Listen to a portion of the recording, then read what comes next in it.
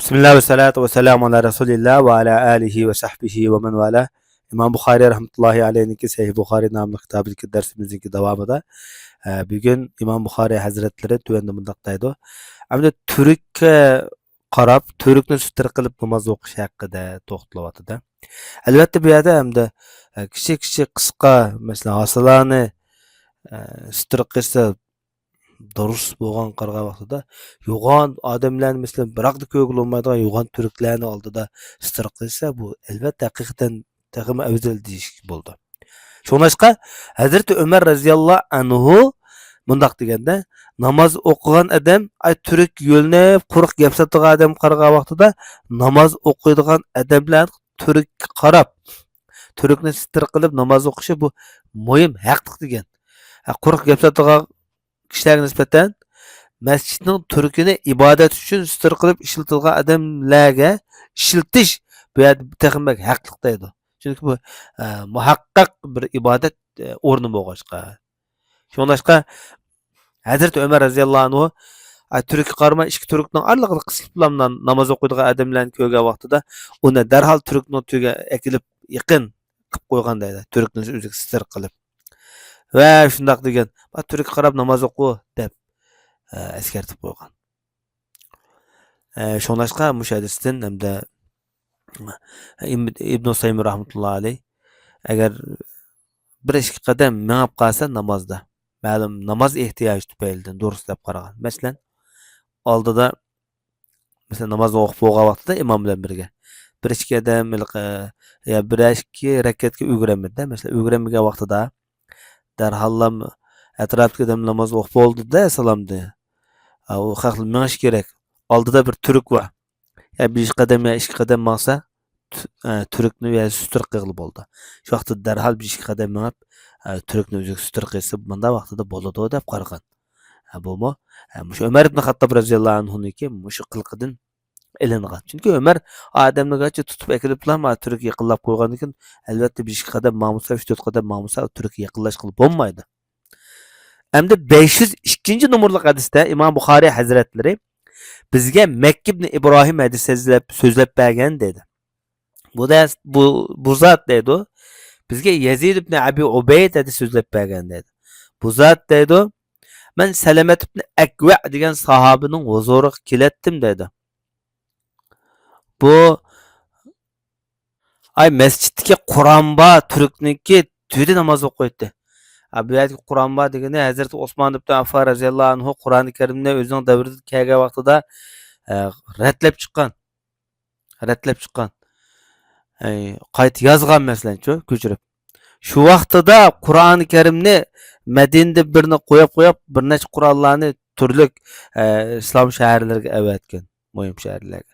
Mana bu Hazrat Osmonning bu Qur'onisi Payg'ambar alayhisolatu vasallamniki masjidida alayda hürmet itibarı bilen qo'yib qo'yilgan. Shu turkning atrofiga joyiga. Buning xos o'rni makoni bo'lgan, hurmat joyi bo'lgan. Shu yerga kelib namoz o'qiydi deydi. Dedim men, ey Abu Muslim, sen nemishqa mush turkning qashidlam namoz o'qiysigansa, ko'pincha qaysam mush turkning to'kilib namoz o'qib oldi ekansa desam, Janobi Rasulullohning men shu joyda namoz o'qiganligini ko'rgan edim deydi Salamat ibn Akva. Bu Salamet ibn Akva mu bu sahabelarning ichida bek ulug' sahabe, jangi var. Onun üstüne bek oyği yengil sahabe. Demek bu sahabe Resulullah qilgan eslab Resulullahning vafotidan keyin ta 4 xalifalar davridimi Ayşe namoz o'qishni bu odam o'ziga lozim tutib kelgan. Mana bu albatta nafl namozni ko'rsatadi. Bu Qur'oni Karimni ba'zilar bu Makkadagi Qur'on deyilgan. Chunki shu yerda bir maxsus bir sanduqqa o'rnatib, shu turkni tuyi qo'yib qo'ygan dedi. Vallohu alam. Endi 503 numaralı hadis kelgan vaqtida İmam Bukhari Hazretleri bizga qabisa hadis so'zlab bergan edi deydi. Bu zot deydi bizga Sufyan Amr ibn Amir Anas ibn Malikdan hadis bayon qilib bergan bo'lib, bu zot mundaq deydi. Men Payg'ambar sollallohu alayhi vasallamniki cho'ng sahobalarniki bu Şam namazda bu Türklerni talışıp etkenligini görettim dedi. Çünkü Şam namazındaki nafil o'qish bir huzurliq ibodatlarniki biri. hem nafl o'qish bekrak ta'kidlangan vaqtlarning birida. Şoňlaşqa paýgamberimizning sahabeleri, çok sahabeler oldurup namazdan killam, farzdan killam Türklerni talışıp ketdi dedi. Hatta Şuabe Amir'dan Anas ibn Malik'tin ziyade qilib, yani bir variant demadesinki, Peygamberimiz çıkan kadar degan. Hem de bu hadisninki şekilden bu hatta Şam'dinkin boğallıqı demge tuyğu berip koydu. Lekin Şu'bening Amr ibn Amir Anas ibn Malik'tin bayan qilgan yan bir hadisning variantida Peygamberimiz namazı çıkan kadar. Demek bu elbette Şam namazdan burun bu yerde sünnet okuvallıqı ta'kidlanayotgan. Bu qanday degan vaqtida Cenab-ı Resulullah'nınki Şam namazından aldıda sünnet okunlar degan hadisi var. Okunlar. 5. qatımda xalı okunlar da Peygamber sallallahu aleyhi ve sellem hadisde şundaq bayan qilgan. Bu elbette qanday vaqt bo'ldi degan vaqtda bugungi kunda shu Şamga azan chiqqan vaqtida yani bir hadisde iki azanның arasında namaz var degan şirket. Yani bu elbette Şam'ның azını bilen tekbirsinin arası demekçi. Ama şu aralıkta namaz okusu buldu degan buldu. Bu Arabistan'da bu nayeti keng umumlaşkan sünnetlerindeki biri. Asasen her kanda namaz azan çıktı mı çokum tekbir çıkışlık şirket namaz okuydu her kanda kişiler. Köpünçe aldı bir yerde. Hem de tövende İmam Bukhari Hazretleri tövendeki bablarda yanıla sütür hakkında toxtulup cemaatsiz yekki yigan yalğız namaz okuğa vaqtida Türkler arasında yani Türkler arasında Türk arasında namaz okuş hakkında toxtulup bu 504. numaralı hadis bizge Musa ibn İsmail hadis sözlep bergen idi deydi. Bu zat deydi bizge Cuvayriye hadis sözlep bergen idi deydi. Ma Cuvayriye ayol kişi emas. Cuvayriye İmam Bukhari'nin ustazı buludu. Bu Cuvayriye ibn Esma ibn Ubeyd kunyası Ebu Makharik namı bilen ya Ebu Makrak namı bilen meşhur bu kişi. Bu kişi bunat işencilik, hadis bilen yaxşı biladigan kişilerinki biri dep ta'riflangan. İşencilik dep. Bu kişi Basir'de yaşagan, Basir'de makallaşıp 173 yıllar etrafında Basir'de ölüp ketken Irak'nınki. Bu şu sahih hadis kitaplarındaki bu kişinin hadisi hal möteber. Bu kişinin ustazları İbn Şahab Zuhri, İmam Nafi qatarlıqlar. Özünki Malik ibn Anas bu kişinin özünün nemisi boludu. Tang tuşlardan boludu İmam Malik rahmetullahi aleyh. Endi bu kişinin şagirdlariga kersek Abul Valid Tayalisi degan meşhur muhaddis Musaddat deymiz, bu ustoz bo'ldi. Musaddat bu kishi İmam Buxorining ustozi. Ondan boshqa bir necha ustozlar bu kishidan dars hadis ilmini o'rgangan. Büyük mühendislerden biri. Hem kişilerniki böyle kişilerin emas hadis ulamalarının bazıda İmam Ahmed ibn Hanbal mesela çataklık işenicilik adam degan bo'lsa İbn Hajar Asqalani rastçil idi degan. İmam Zahabi tarixni yaxshi biladigan olim, muhaddis odam deb shunday degan. Muhammad ibn Sa'd bo'lsa zo'r ilmlik odam edi deb ta'riflagan. Hatta Yahya ibn Ma'in chataq yo'q, kerak yo'q buyuklarniki biri deb bunday ta'riflagan. Demak bu kishiniki shu hadis ilmidagi muhim o'ziniki laqamlari yoki hurmat nomlari. Shunlashqa hamda shu hadis ilmiga qo'shgan tuhfalar qatorida sadaqa joriya qatorida saqlanib kelayotgan mush odamning ig'izdan rivoyat qilingan nurg'un hadislar bor.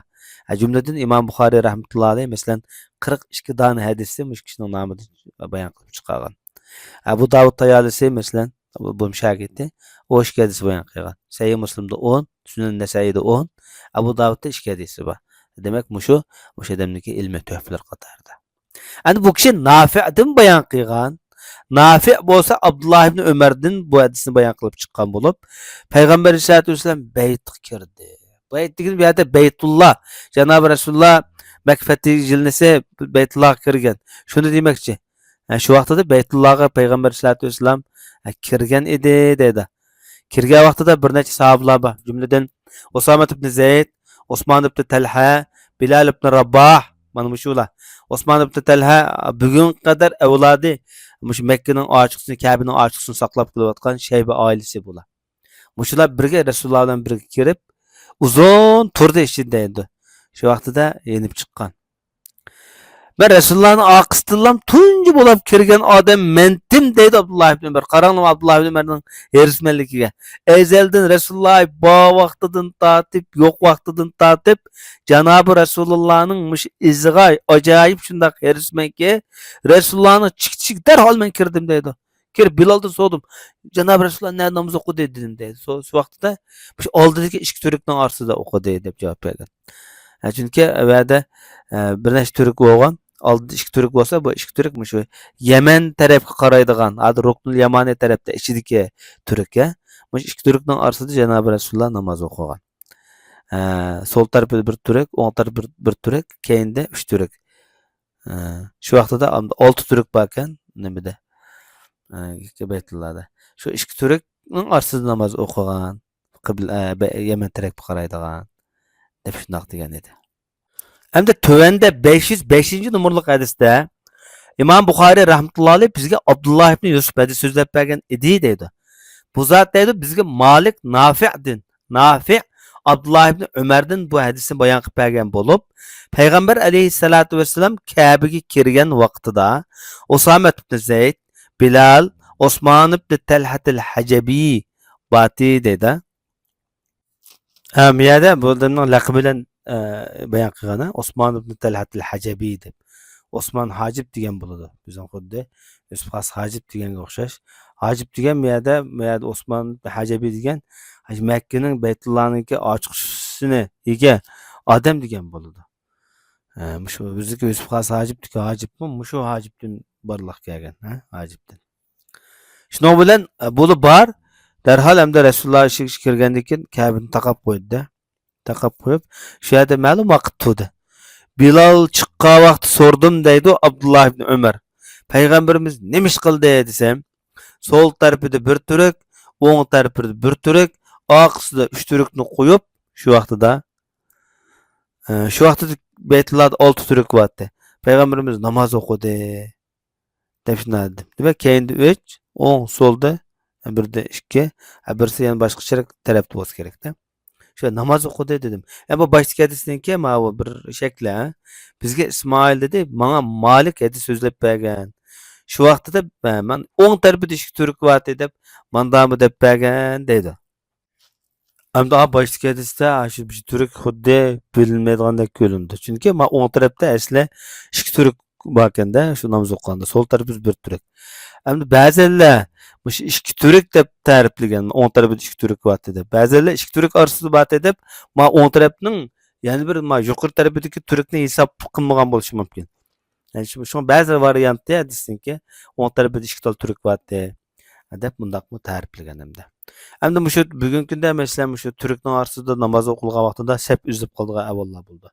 Bu vaqtida qanday imkon bor masalan masjid kengir bo'lgan ahvollar ostida Türkning orasida qisilib namoz o'qimagan yaxshi. Jamoat namozini. Ayrim namoz o'qigan vaqtda Türkning keyinda o'qisa bu yaxshi, afzal bu. Lekin mush jamoat namozini imkon bor Türkning orasiga qisilib namoz o'qish toza yaxshi avval emas. Sapni uzib qo'ydi. Sapni butun uzun o'qigan yaxshi. Navada hamda qisdan bo'lib qolgan ahvol ostida bu Türklarning orasida 2-3 odam sig'adigan joy bo'lib qolsa, sap uzilgan ahvol ostidami bu yerda o'qsa bo'ladi. Shu imkoniyat shu hamda. Hamda tövendeki hadiste bu yerda bab deblam babni keltirgan. Lekin yani bu bab deblam babga ma'lum bir tema qo'ymagan bo'lsa Imom Buxoriy rahmatullohi alayh. Bu boshdagi babningki davomi yoki shu mazmun deganni ifodalaydi. Bu 506 numaralı hadiste bizga İbrahim ibn Munzir hadis so'zlab bergan deydi. Bu kishi deydi bizga Abu Zamra hadis so'zlab bergan deydi. Bu zot deydi bizga Musa ibn Uqba hadis so'zlab bergan deydi. Bu kishi Nafi'din bayon qilgan bo'lib, bu Nafi' Biyat Abdullah ibn Ömer'ninki hem şagirdi hem azatkardisi. Şuna Abdullah ibn Ömer'nin şu Nafi degan şagirdning hadisi pek mu'tabar sanıldı. Abdullah dedi Ustaz Abdullah ibn Ömer. Kabe'ga kirgan vaqtida kirgancha shu udul tarafga mang'atdi-da. Kabe'ning ishkini keyniga qilatdi, keyin tarafda. Mingib shu oldi tarafdagi tom bilan shu Abdullahning orliqida 3 gazdek orliq qo'yatdi dedi. Qo'yab Bilal xabar qilib bildirgan payg'ambarimiz namoz o'qigan joyning o'zini nishonlab namoz o'qiydi. Bu hamda Abdullah ibn Ömer'ninki kılmış ya. Lekin bu adam deydi dedi Nafi. Lekin biz Beytullah'a kirip Beytullah'ın neydi namaz okusak bu çatak yok, kerek yok dep şundaq degan.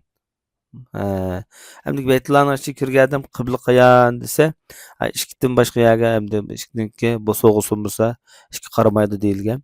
Nege qarab oqsa ki Beytullah'ın içi qibla aşıttı. Her tamның özü bir qibla.